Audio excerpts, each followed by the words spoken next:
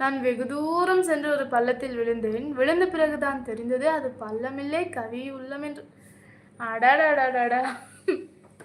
நானும் ஒரு கலைஞர். ஆமா. Your from I am from பெங்களூருங்க. Kavi good night. உனக்கு மட்டும்னு ஏன் சொன்ன? உங்களை பார்த்தா எனக்கு குட் நைட் இல்லை. ஓ டேய் தம்பி கிஷோர், நம்ம இந்த பாயிண்ட்டை மறந்துட்டோம். அவர் எனக்கு சொல்லிட்டாரு, உங்களுக்கு சொல்லன்னு நம்ம நினச்சோம். ஆனால் அது அவர் அப்படி சொல்லலை. இது நம்ம எப்படி நினச்சிருக்கணும்னா,